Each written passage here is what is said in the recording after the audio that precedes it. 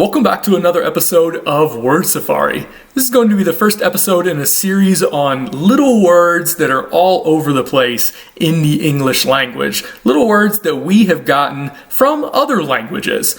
What are these little words? I'm talking about prepositions and preverbs. Let me talk a little bit about what a preposition or a preverb is, just so we are all on the same page. Prepositions are little words, such as in these two examples, over or with, that introduce a longer phrase. Usually, a prepositional phrase is made up of a preposition, which is that little word that usually says something about somebody's location in time or space, but it can do other things as well. And then following that, there is a noun, which we call the object of the preposition.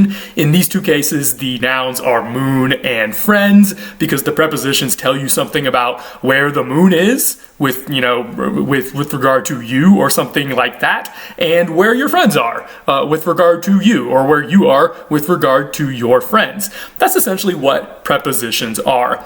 These prepositions, these little words that can introduce a phrase that often says something about, somebody's location in time and space. These words can also be attached to verbs, and when they are attached directly to verbs, usually directly to the word without a space, we call them preverbs. Now, they're the same word, and sometimes they do the same thing and they have the same semantic meaning. So, for instance, in the verb oversell, we have the verb sell, and you know what that verb means, and then you have the preposition over that you can actually just attach to the verb sell and make it into a compound verb. To oversell, of course, you can also undersell. You can do different kinds of selling, and when you attach different preverbs to that verb sell, it modifies the semantics of the verb in a predictable way. Now, when you oversell or undersell something, that is actually pretty closely connected to the meaning of over and under when they are prepositions, if you're over something or under something. However, sometimes, at least occasionally, when you attach a preposition to a verb as a preverb, the meaning will be unpredictable. So, for instance, when you withstand something,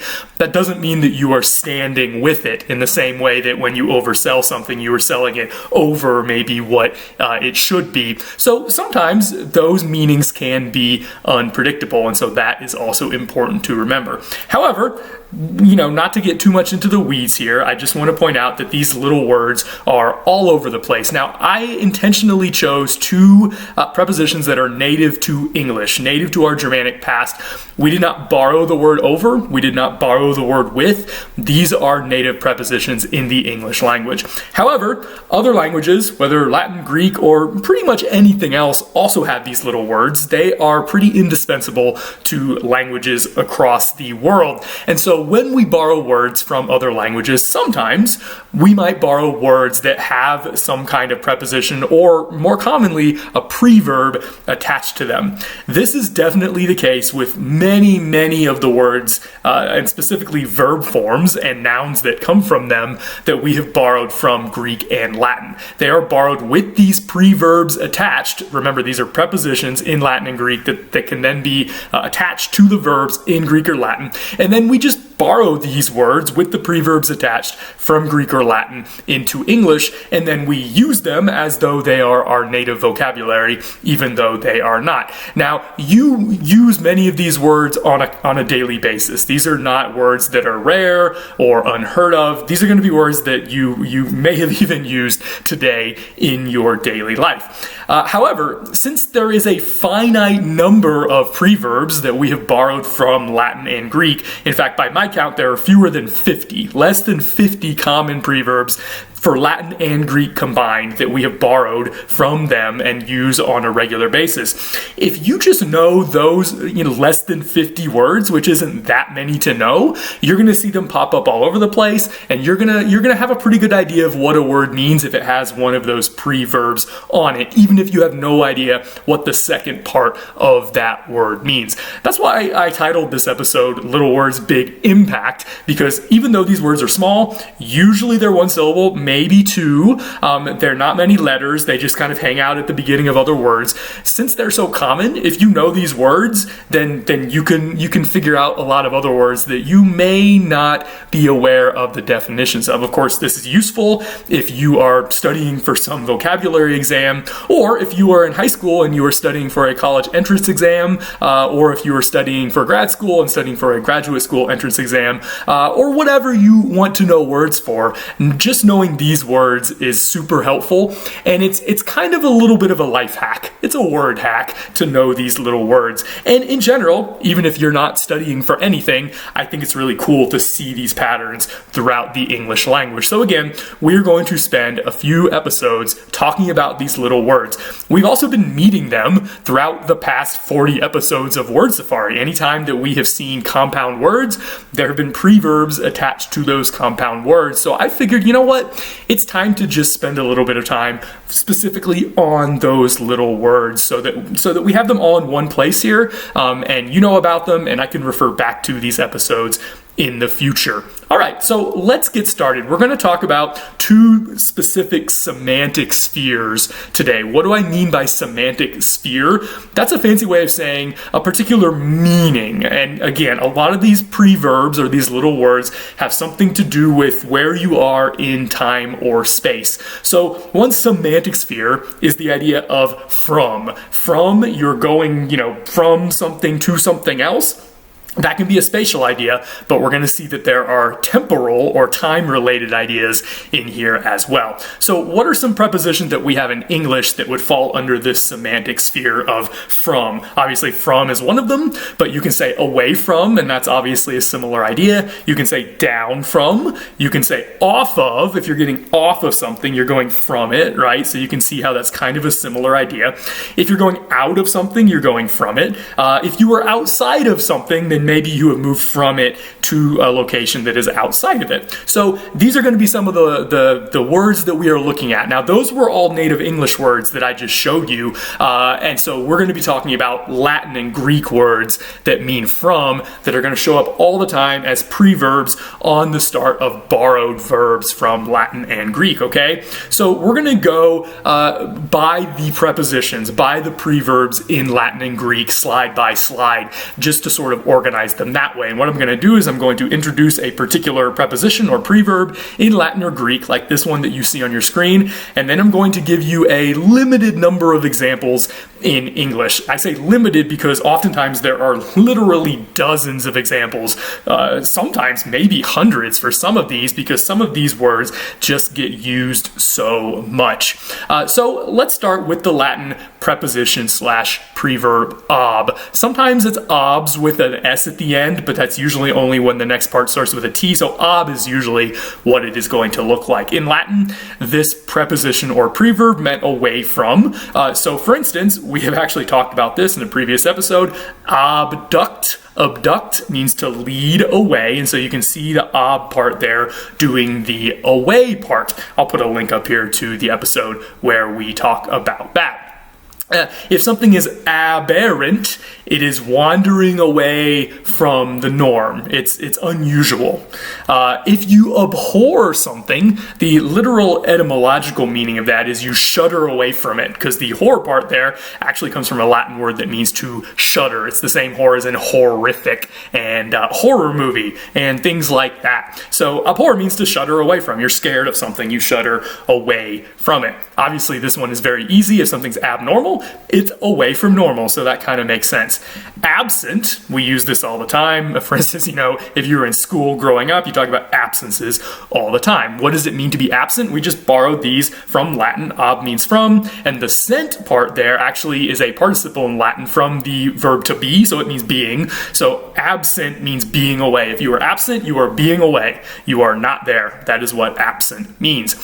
Absolute means released away from everything else. If something is absolute, it exists sort of in its own bubble, in its own state, regardless of anything else that is going on around it. Here we see ob with the S at the end before a T, so if you abstain, you hold off. That is literally what that means.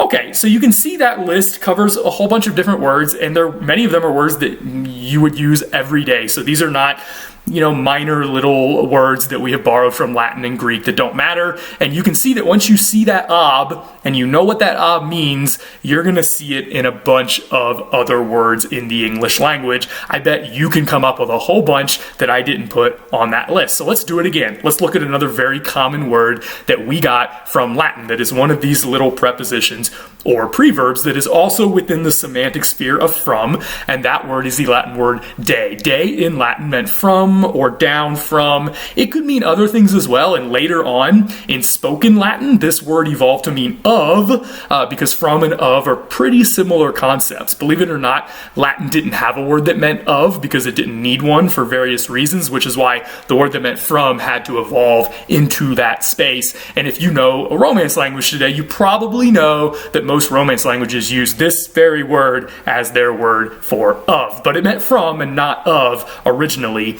in Latin. So when we have borrowed it into English, it usually means from and not of.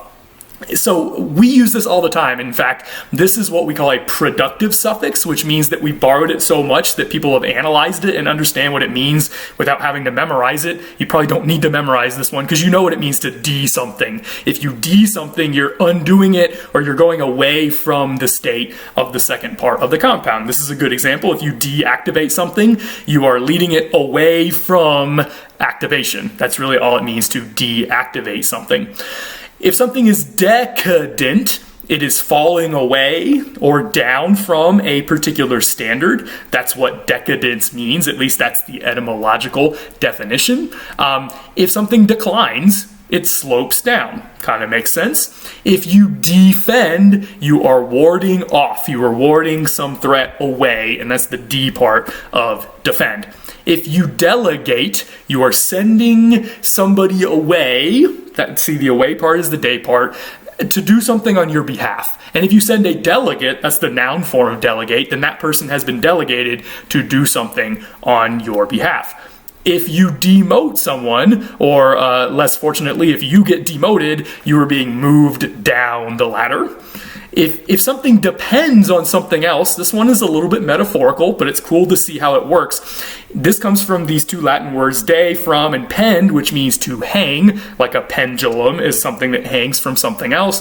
If something depends on something else, it hangs from it. It's dependent on it, right? It hangs from it, so if that thing doesn't work, this thing's not going to work either. If you're depending on someone else, you are metaphorically hanging from them, which means if they let you go, you're going to fall. That's what it literally means to depend on somebody. And then what about a deposit? What is a deposit? It's something you put down, whether on the counter at the bank or whatever. There's lots of different things that you can deposit. So you can see that we have a lot of these words that have de in them. Deviate is the last one we're going to look at. That means to go off the path. The Latin word via in the original Latin meant a path, so to deviate just means to go off the path. Let's talk about another word. This word is very similar in both Latin and Greek, so we are treating them together. And that word is either X, or sometimes, especially in Latin, not so much in Greek, the X just won't be there, and it will just be E, which would have been pronounced A originally in Latin. This means more like out of, but it can also mean away from, so it overlaps with some of the other words that we have been looking at. Now, occasionally that X will assimilate to a following letter, especially before an F. So an effect with an E is actually an X effect, and the X is assimilated to the following F, which is why there are two F's there in that word. An effect is something that occurs out of something else, or from something else, or after something else. So you can kind of see there is a temporal connection there, but again, it's showing the cause, right? So this happens because this other thing has happened. That's an effect, all right? And that's what that means. As a verb, if you effect something, like if you effect change, you're bringing it out of your actions. We can see here in a word like eject, the X is gone. It's just eject means to throw out, which kind of makes sense. If you get ejected from an airplane, hopefully it won't happen. You hit the button, you get ejected, you get thrown out of it, right? Elect, also interesting, means to choose out from a larger group. When you elect an official, you are choosing them out from the citizen body as a whole and appointing them to do something. You are delegating them, as it were. If something is eroded, it's eaten away, because the road part there in Latin means to eat, so erode means eat away, like rocks get eaten away over time. If something evolves, the volve part means to roll, so it rolls away. It's some kind of motion that is rolling outward, or even just turning. It can mean like to turn out, all right? So when something evolves, it changes in a slow way, in the same sense that when something rolls, it doesn't just suddenly go to the other side. It takes some time to roll in a certain direction. So you can see that idea of rolling or turning being in there in the idea of evolution. If you accept something, you take it out, and we actually use this as its own preposition. You can say except for the other things, which means taking out the other things. If you exclaim something, you're shouting it out. If you exclude someone, you're shutting them out. And if you exit, you are going out. So again, once you see what X means and you can see how it is used, it starts to make a lot more sense. Let's talk about the word extra, which is obviously connected to the word X. It has this suffix tra, which means like turned in the direction of out, which means outside of, essentially. So if something is extraordinary, usually we just run that together and say extraordinary, at least in my dialect of English. It means it's outside of ordinary. It's something that is unusual, usually in a good way, right? And usually when you say something's extraordinary, you don't necessarily mean it in a bad way. If something is an extravaganza, it's kind of a similar idea. It's a wandering out of the norm. You have what's normal, and this is an extravaganza. It's bigger and more important than what is normal. If you are an extrovert, which some of you certainly are, I'm sure, statistically, you are turned outward, and there's that turn root again, not the same one as we saw in evolve, but a similar meaning, all right? So extrovert means to be turned outward. Let's talk about another Latin word that has something to do with from. That's dis. Sometimes the S will disappear and we will just get D, and that means away from or apart from. Occasionally, that S will assimilate, especially to a following F, as we can see here in the first example, differ. If you differ, then you are carried apart from somebody else. That's the basic idea of differing. We talked about the fair root actually on the last episode, so I will put a link up to that here if you missed it. If you digest something, like the most common thing we all digest is our food after we eat it, the literal meaning of digestion is the constituent parts of the food are being carried apart, being taken apart, drawn apart by your body, and then your body uses those individual parts after the food has been digested. When you talk about a digest, as a noun, it's something that has been digested for you. Somebody has already taken apart the constituent parts and given them to you on a silver platter. We talked about this root, the reg root, a long time ago, so I'll go ahead and put a link up to this one. If you direct somebody, you straighten them away from where you are toward whatever it is they are trying to go to. Again, by the way, notice that the S is gone from those two words. If you discard, this one's actually pretty simple. If you discard, you just throw a card away. Originally, this would mean throwing a card away in a game of cards. Now, of course, we can use this to mean throwing anything away anywhere. You discard it. If something is discount, or if you discount something, then you count it away or down from a specific number. If there's discount merchandise, then the price has been counted down or away from the original price. If you discover something, this is pretty simple. You literally just take the cover off. That's all it means to discover something. Metaphorically, it means to find something. If you dismiss, we've talked about the miss or mit root, so I'll go ahead and put a link up to this. If you dismiss somebody, you're sending them away. If you dissent, the sent part, in this case, comes from a Latin word that means to feel, like your sentiments, for instance. So if you dissent, you feel apart. You feel differently from others. And there's the different word, which is also here on this slide.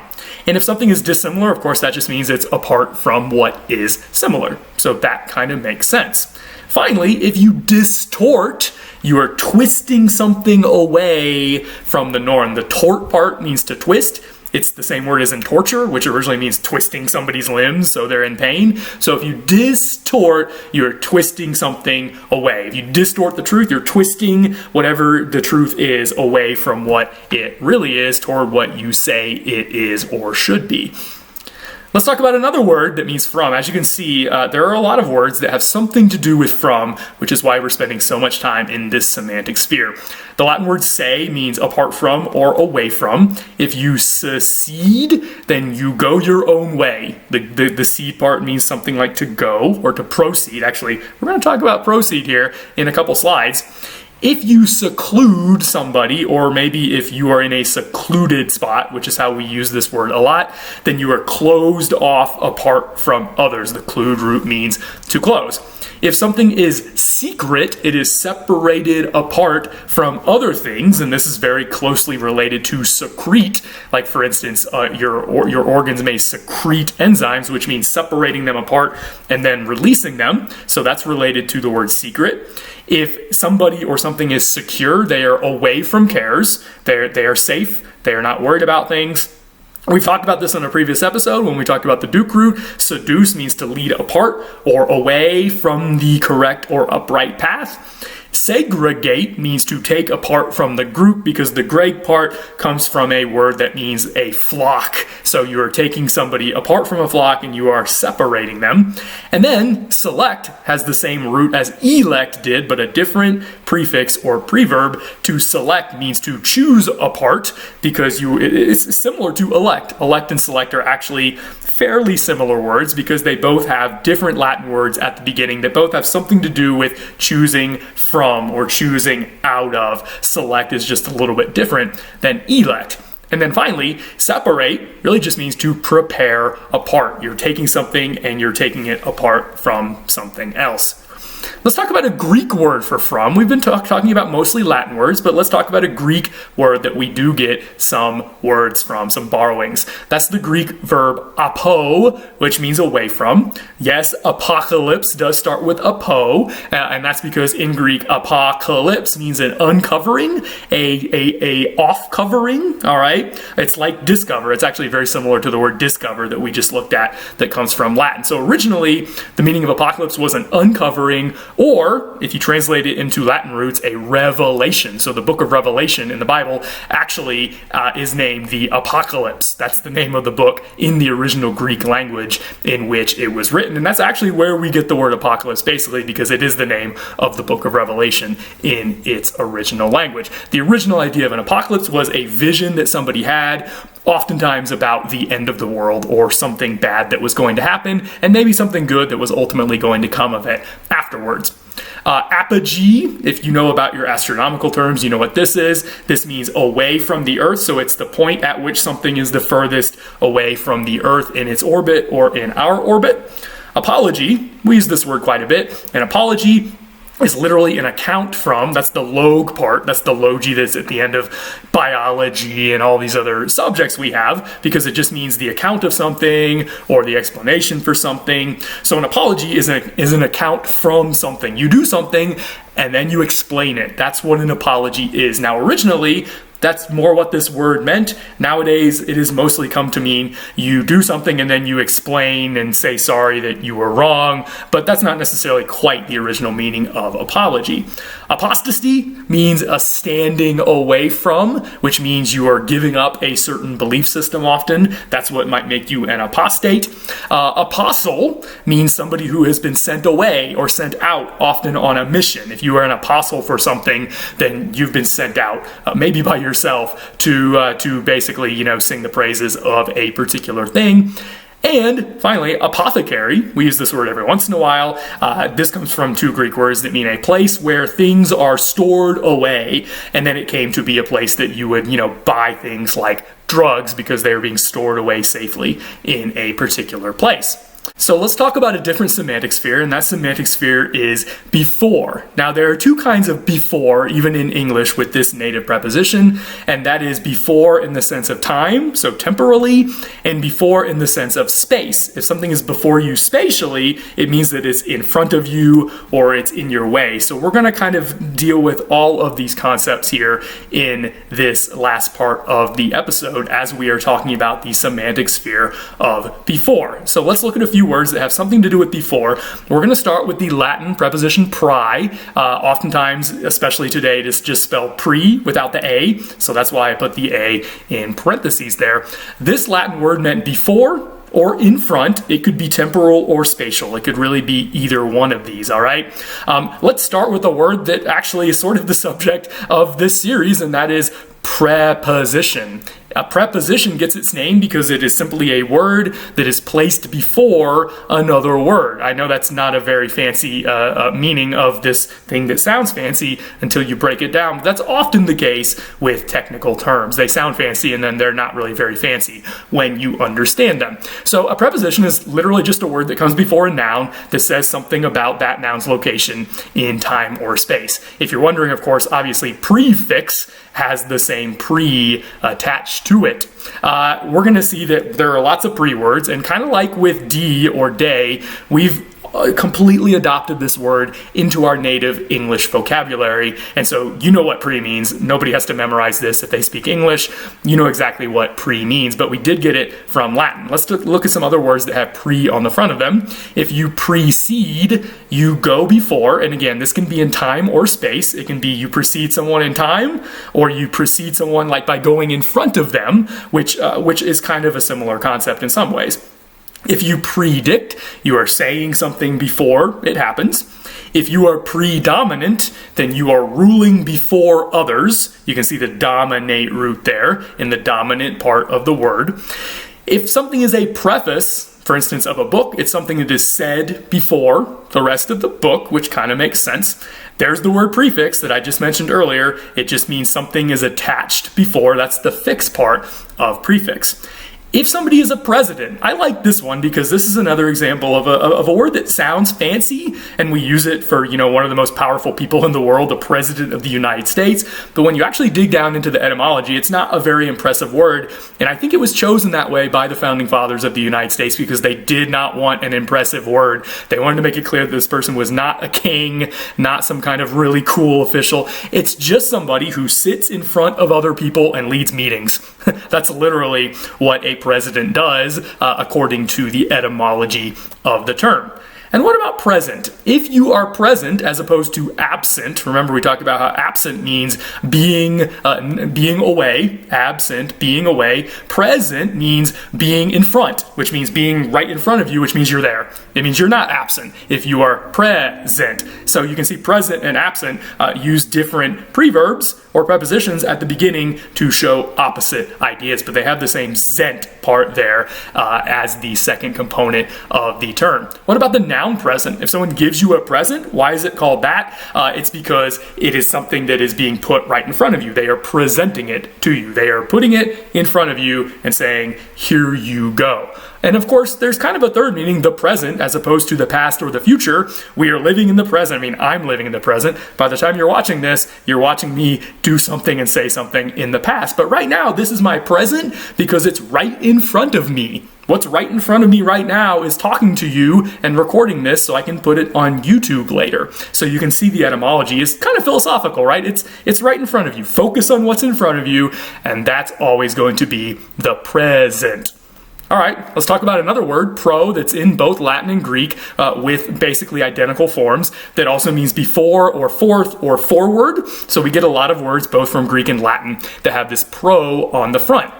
If something is a problem, originally the idea of this word was something thrown forward. The blem part comes from Greek, so this comes from Greek, and you'd only know it comes from Greek because the second part is Greek and not Latin. Not very important for your purposes probably, unless you like Greek and Latin and know one or both of them, because the pro is going to mean the same thing regardless. In the original Greek philosophical language that they sort of had to develop to talk about philosophy, Plato, Aristotle, some of these big philosophers, they developed this kind of technical term. A problem is something that is thrown forward to discuss. So originally the meaning of this word was like a philosophical problem. We're going to talk about this question that we have and we don't really know the answer, so let's just throw it out there. Let's throw it forward and see what people come up with. That's the original meaning and the etymological meaning of the word problem. Today, it might be something that's thrown at you, thrown in your way as you're walking along during your day or metaphorically throughout your life, and you have to solve it.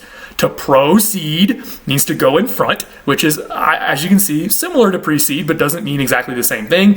If you proclaim something, you're shouting it forth, just like if you exclaim something, you're shouting it out.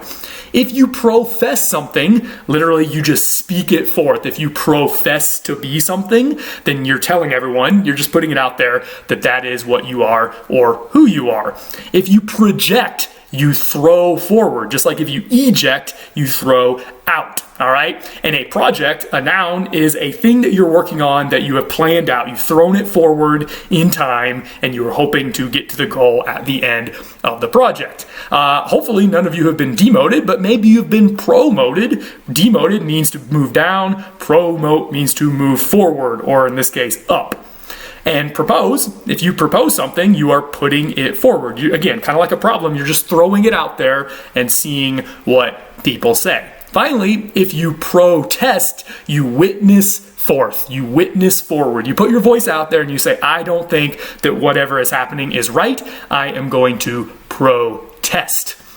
What about the Latin word ante, which also means before or forth? We get this in some compounds like antebellum, at least in the United States. This refers to a particular period before a particular war, but theoretically this can mean before any war, a historical period before any war in any country or any historical period. If something is antecedent, then it comes before. If you have an antechamber in your house, it's a room that's in front of the house before you get to the main rooms when you enter the front door. You may know this one based on the letters AM, which stand for ante meridium, which is just Latin for before noon. AM is before noon. We're going to see that the P in PM is post, and we will get there in a future episode. And if something is anterior, it's just front facing as opposed to posterior or posterior, which is back facing. So AM and PM go together just like anterior and posterior. So that's pretty cool.